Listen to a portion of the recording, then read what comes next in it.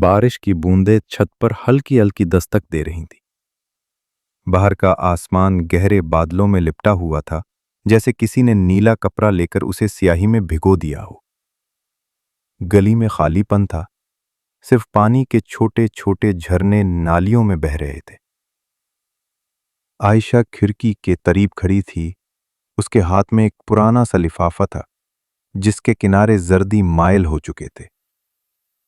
उसने अपनी उंगलियों से लिफाफे के कागज को हल्के से सहलाया, जैसे वो उस कागज से जुड़ी यादों को महसूस करना चाहती हो।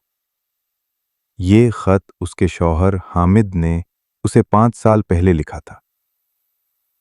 हामिद एक समंदरी जहाज पर इंजीनियर था और अक्सर लंबे सफर पर रहता। एक दिन वो गया और फिर लौटकर ना आया।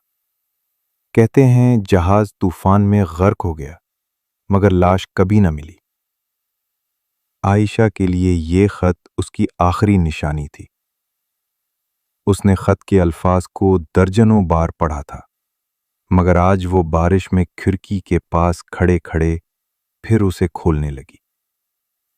खत में लिखा था, आयशा, जब मैं वापस आऊंगा तो हम समंदर के किनारे बैठकर शाम का सूरज डूबता देखेंगे। तुम अपनी पसंद की चाय पीओगी और मैं तुम्हारी बातें सुनूंगा बगैर बीच में बोले। अगर मैं कभी देर से लौटा तो जान लो कि मैं तुम्हें हर लम्हा याद कर रहा था। अल्फाज उसकी आंखों को धुंधला करने लगे। आंसू बारिश की बूंदों के साथ मिल गए। इसी लम्हे दरवाजे पर हल्की सी दस्तक हुई।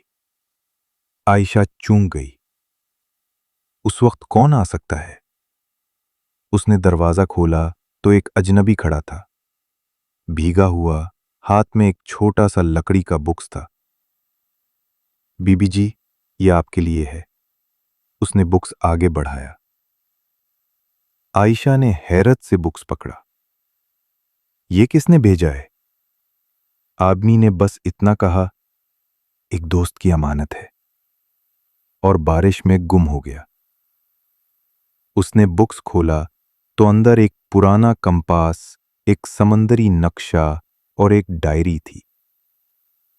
डायरी के पहले सफ़े पर हामिद की लिखाई पहचानना मुश्किल न था। अगर तुम ये पढ़ रही हो तो शायद मैं वापस नहीं आ सका, मगर मैं चाहता था कि तुम जान लो, मेरा हर सफ़र तुम्हारे लिए था।